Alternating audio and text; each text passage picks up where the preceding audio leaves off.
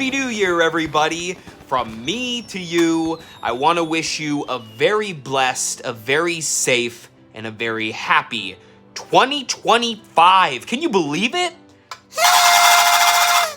We are a quarter of a ways into this century. Can you believe that? That is wild. I'm very grateful. 2024 was a real special year. And, you know, let me just be transparent here. I'm not, gonna ignore the elephant in the room. I was not as active this year on YouTube, mostly in the beginning half of the year. For one thing, I'm a bit of a perfectionist, I must admit, and so sometimes if the video isn't absolutely what I want, I just, don't do it, and I need to fix that, so I'm working on it. It's one of my resolutions. But at any rate, this year was a wild ride. There were some really early releases, all the stores brought a lot to the table, and now that we've seen the sad passing of two very beloved spooky stores, Big Lots and namely Party City / Halloween City, there's going to be a shift in the Halloween industry, and I'm very curious for the ride. I keep seeing new 2025 stuff already popping up, new horror movies, new props. It's going to be a wild year, so thank you so much for subscribing. Now, I will continue with my annual tradition of taking a look both ahead at 2025 and looking back at 2024. New Year is one of my favorite holidays. It's a time to look forward and to reflect. So that's what we're going to do tonight. Let's begin with a few movies that I'm actually looking forward to for 2025. I didn't have a set thing. This is just kind of me rambling for a bit about 2025. When I look at the overall roster, I see a lot of sequels and movies a part of franchises. And there are some that I'm just whatever. There's a new Conjuring verse movie, whatever. But and Megan 2.0, it's okay. But in terms of a franchise I actually care about and give a darn about, Saw 11 has to get a shout out. I am very much looking forward to where they're going to go after Saw 10. I think there's a lot of potential. They keep pushing this movie back, which is unfortunate, but I'm in it for the long haul. I'm also very excited for The Wolfman, which is actually coming out relatively quickly in 2025, but it looks interesting. The thing is, I have barely watched or analyzed the trailers. I really just love Leigh Whannell and his work, so anything he brings to the table, I'm going to be interested in seeing, and so that movie gets a shout out. My final one is going to go to The Monkey, and if for nothing else, it's Osgood Perkins, who did Longlegs, and it's a Stephen King adaptation, so I'm apt to enjoy that movie. I have the book, Skeleton Crew. The Monkey is one of the short stories in there, and I am reading through it now in anticipation for the film. It's going to be great. But there are a lot of, remakes and sequels next year, which I'm not super looking forward to. But the thing is, with a lot of the movies that you'll see in my top list for this year, there are a lot of movies that I don't have on my radar that wind up being my favorites of the year. So I kind of just have to sit back and watch the fireworks, so to speak. I do also think that there are a couple unnamed movies that I can't really touch on plot points. For example, I think Jordan Peele has a new film. Obviously, I always am excited for his work, but I have very little to go off of other than he's doing it and that it may come out in 2025. So there you go for 2025. But now let's start looking a bit to this past year. A bit of a wild ride, an even year, and a lot of ups and downs. I gotta say, the start of the year was a bit rocky, but it picked up. It picked up considerably. Had a dip around Halloween, which is unfortunate because Halloween should have the best, and it kind of was lacking. But overall, I think it was a very solid year for horror with some really great picks. A lot of crappy movies, but a lot of good ones too. One thing that I must advise, if you haven't done so already, is to consider following me on Letterboxd. You might have had other YouTubers pressuring you to do the same, and I don't want to be like, do it, do it, do it. Not doing it for the clout. I legitimately, like, try to put thought into my Letterboxd reviews. I have lists. I have all kinds of stuff on there. And you can also see non-horror movies that I don't talk about here on the channel. But before we jump into my picks for the year, couple of disclaimers. The biggest one is that I obviously haven't seen every horror movie of the year. I didn't see Immaculate. I didn't see The First Omen. I didn't see Y2K at the recording of this video, which is frustrating me because I'm the New Year's guy. But I digress. I have not seen every horror movie, and I have sometimes a particular taste with certain movies, so crowd pleaser fan favorites may or may not work on me. It really just depends. Like, for instance, let me talk about a couple of I would consider these are like middle of the road movies. You have Strange Darling. Pretty well executed movie. More of a thriller, but well done. But its non-linear storytelling is really what made it work for me. Other than that, I feel like it was a bit generic. I don't know if Ghostbusters counts, but it was a pretty solid entry.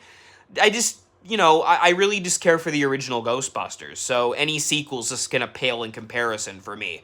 Terrifier 3 is a big leap over the last two movies. I hated Terrifier 1 and 2, but 3 I would watch again. I enjoyed it, but I didn't love it. It was just much better than the other ones. And it was Christmas themed, and I watched it around the holidays, so that helps. And like a couple more, you have like Blink Twice, I thought was pretty good, although it was very similar to Get Out. Cuckoo had a good plot, but I thought it could have doubled down on the insanity of it. And Alien Romulus, which was a very good Alien movie, but by and large, as much as I love Aliens, I just don't care as much about the franchise. So those are all like the middle of the road movies. Those are movies that I could give or take on and say that, yeah, I maybe would watch those again, probably, but they're not my favorites of the year, but I don't hate them. These movies, however, I hate. I think they are bad. I would not watch them again. And the first one was a bit of a shock. And it's Abigail. Because people loved this movie. People ate this crap up. I don't know why. And the thing is, the Radio Silence guys, the guys who did the Scream movies, and they did Ready or Not, I respect them. I think that they are quality filmmakers. I don't know what happened in this script, but it was so verbose. There was so much and yet so little being said. And they also have a kink with the blood. Can we stop with the blood explosions? It worked for Ready or Not. It did not work here. There was one scene where the little vampire girl was dancing with a corpse, and I went, that's clever. I like that tone. Where is that through the rest of this movie? It was boring. It was over the top in all the wrong ways. No. Wasn't the worst of the year. Afraid. I did a whole review of this one, so I won't talk about it too much.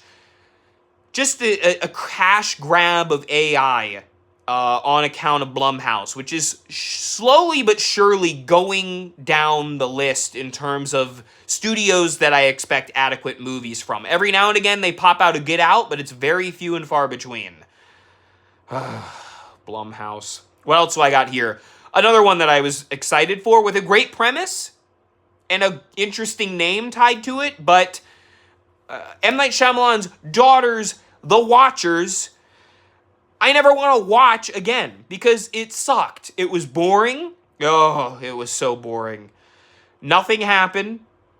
And the set was beautiful. It was shot very well, but it was just very bland. It was very bland. It didn't make any sense. Parts of it were laugh out loud funny, which was also a trend with Trap, which I also suppose I could talk about here because Trap was very, very underwhelming and really stupid.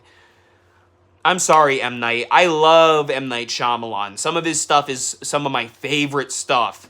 and he really dropped the ball this year, both him and his daughter. So that's a shame. But now these two movies, those were all like, they were pretty bad. These are like, what bad? The first is Imaginary. Soulless comes to mind. It's a killer teddy bear movie, and on paper, I suppose it's a fun idea, a killer teddy bear movie. Oh, man. Completely, like, AI-generated script, no characters, no scares. There's one scene where the teddy bear turns into this creepy monster. I went, oh, that's cool, and it's literally 1 second of the movie. And then the rest of it, I was completely bored out of my mind. But nothing will take the cake more than Night Swim, which is the worst movie, well, one of the worst movies I've seen this year, and the worst horror movie that I saw this year. And to top it all off, there's something to be said about a killer pool. I actually think that's a clever, fun idea. It could be a horror comedy. It could even be downright eerie. Maybe you get sucked into some kind of pool world, like the pool rooms, like the back rooms. Oh, the back rooms I think is coming out in 2025, is it not? I digress. Night Swim was so bad that it was a comedy. And in fact, I have to give this movie a little bit of credit because as much as I hated it, it was so enjoyable to watch because my friends and I were pointing at the screen and laughing at it. We had the whole theater to ourselves right in the beginning of the year in January. This was the first movie out of the gate for 2024, and it sucked so bad. I think it was a Blumhouse movie too. Blumhouse, stop it. I respect your business model. I like what you're doing, throwing, 50 darts at the wall and seeing what sticks, but stop throwing these darts, please. And for the guys that did the short film that Night Swim's based on, you could have done better. I have faith in your talent. I don't know what that was, though. No. Okay. I like to be a positive person, And I have a few honorable mentions for the top 5 that just couldn't get there, okay? They were so close, but there was something missing in each of these movies. Up first, Late Night with the Devil. Absolutely brilliant style of filmmaking, wonderful set work, great acting. Everything was good until the final act, where it turns into a cliched exorcism movie, and it just became goofy, and I just can't give it top 5 status with that ending. As much as the final little ending redeemed it a bit for me, it didn't nail it, and that's unfortunate. Maxine is another film that I really enjoyed, but there were a few things, again, the ending, that kept it from being top 5 worthy. I think that entire X trilogy is overall a pretty solid installment in the horror fare from Ty West. But unfortunately, Maxine was the least competent, I suppose, of the 3, which is sad. That ending really bugged me out, and there were just other choices in it that I think could have been different. But overall, I still enjoyed the movie. And finally, a movie that I did have in my top 5, if not for a recent entry that just got added into the top 5, so I wanted to shout this movie out very highly, In a Violent Nature. This movie, I had a smile on my face the whole time. It is the most absurd, ridiculous, bonkers film you will see. And it's more or less a nature documentary. It's what if Jason from Friday the 13th was the whole movie. You just focused on him the entire time. So when the campers, drive away, you just follow him serenely walking through the woods. If you don't get it, it's going to be really boring. But if you get it and you find the humor in it, if you find the style interesting, you're going to really eat it up. There were a few moments where it broke this tradition, though, and cut to other characters, and I felt like those were the weakest moments of the movie. But still, overall, it was a really creative idea, and I respect the ingenuity. There you have it for the honorable mentions. A good lineup of honorable mentions. But now we get to the top 5, And these are where 2024 really begins to shine. But my first one out of the gate, number 5, is questionable. Because it's not everyone's cup of tea. A lot of people hated this movie. It doesn't have good reviews, and even some of my friends downright said it was bad. But I can't agree. Number 5 goes to The Front Room. The Front Room is about a couple that welcomes in their mother or mother-in-law as she ages. And she is just very controlling, very manipulative, and eventually a terror. There are a lot of gross out moments in this movie. Poop and pee and vomit and all kinds of bodily fluids are thrown at the screen. And I ate it up. Well, I didn't literally, but I enjoyed the movie a lot. I thought there were a lot of lighthearted moments. I thought there were a lot of emotional moments and just a lot of tensity. I really like tension in a movie. Misery is one of my favorite movies of all time, and that movie nails a tense atmosphere, and it's something The Front Room did really, really well. This is a movie that was intense, yet still enjoyable enough to rewatch, and so it deserves a placement, if for nothing more than for you to go watch it, because a lot of people didn't, and that's sad. At the number 4 spot, and this movie for a while was number 1, but a few movies came out that knocked it a bit down. Lisa Frankenstein. This movie went under the radar for a lot of people, and that's really, really unfortunate because it was a marvelous film, a movie that I will try to watch annually now, around either Halloween or Valentine's Day, because this was a Valentine's Day release. It's about a girl making a Frankenstein-esque boyfriend, and it's a horror comedy stylized like Beetlejuice. Really good movie. I think this will be one that will be remembered for years to come. It doesn't take itself too seriously. It has a lot of funny pop moments, but if you're into that kind of thing, you're going to enjoy it. This was the most fun of the horror movies this year. Well, that and number 1, but we'll get there in a bit. Number 3 is going to go to a new entry on the list. This one was close to being number 2, but I just couldn't squeak it. I just watched this movie literally last night, the eve before New Year's Eve. New Year's Eve. It's Nosferatu, okay? It's still in theaters at the recording of this video. And I gotta admit, I was skeptical because Robert Eggers is a very talented filmmaker, loved The Witch, but I didn't fully get The Lighthouse. And I began to suspect that this guy might have a bit of a stick up his butt. And he still might. But darn it, he made a great Dracula movie. It's really good. It's really good. It's basically the plot of Dracula, because if you didn't know, the original Nosferatu was just the Dracula novel with names changed around. You know, you have Renfield's in here, Dracula's in here, Van Helsing's in here. They're all here, just kind of masked.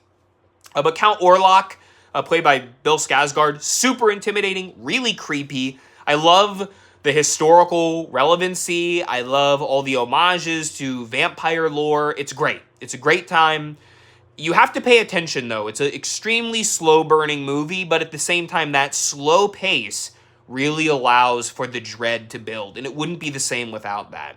So you have to pay attention. You have to be in it for the long haul, but once you get soaked in that atmosphere, ooh, it's gloomy, but it's good. It's very good. Now we're down to the last 2. These 2 are to be expected of me. If you know my taste, if you know the kind of movies that I like. I like ridiculous movies. I like wild concepts. I like exaggeration, but I also like things that have a point to them. And knowing that 2 of my favorite movies of all time are The Exorcist 3 and Silence of the Lambs, then Longlegs should come as no surprise, which I thought would be my favorite movie of the year, but one other movie came out that wowed me even more. But Longlegs is the great moments of Silence of the Lambs and I almost said Halloween 3, Exorcist 3 put together. Of course, those other movies are elite and far better, but Longlegs combines them. It's this satanic panic sort of serial killer movie. Thing is, that's like my Achilles heel. If you have like detectives with flashlights searching for things, solving like clues that look like Zodiac, I just eat that up. I just really like it. I just think it's neat. And it's a really well done movie. Osgood Perkins wrote a really cool script. There are twists and turns in it. Nicolas Cage plays the heck out of the titular character, and it is a shocking movie with shocking revelations, to say the least. A lot of people have already talked about Longlegs, I'm sure, and it deserves it. But maybe not as much as my number one pick. And this, this movie will be on a lot of top horror movies lists. Is it a basic answer now? Maybe. But this movie came out of nowhere. I work at a movie theater, okay? And the poster was in our office. And I'm like, that looks intriguing. Oh boy, was it. The Substance. Oh man. I will never eat shrimp quite the same ever again. Thank you so much, Dennis Quaid. This movie is a strange Cronenberg-esque body horror amalgamation, The Thing, what the terror of a movie. Yet, as creepy as it is, it's so funny. It has such a great sense of humor, and I really respect a movie that is such a well-done piece of art, yet can have its tongue in its cheek and play with the audience. And, to top it all off, it's a New Year movie. It's a New Year movie, technically. This movie is about a substance that involves getting your best self back, getting ageless and timeless, and having beauty and youth. And it actually is very relevant, yes, to women. I'm sure this is a very, women empowerment movie, but I think men can also take something away from this movie as well. It's about body image and being confident in your own skin. And boy, does skin come up a lot in this movie, as does shrimp, as does New Year, and as does three characters that all spawn from one. It's the best movie of the year that I saw. It's awesome. So please see The Substance. See all of the top 5 and even those honorable mentions. I'm going to pull out my iPad here just to make sure I didn't forget talking about any movies. And it looks like I hit all of them, with the exception of Arcadian. And Arcadian, it just kind of existed. It was another Nicolas Cage movie, but once I saw Longlegs, that kind of left my mind. But if you like A Quiet Place, you might like that. I'll shout it out because it was a smaller movie. Not a lot of people saw it. There you have it, everybody. The new year is here. Are you ready for 2025? What are you looking forward to? And in the comments, what was your favorite horror movie of 2024? Thank you for watching, and Happy New Year!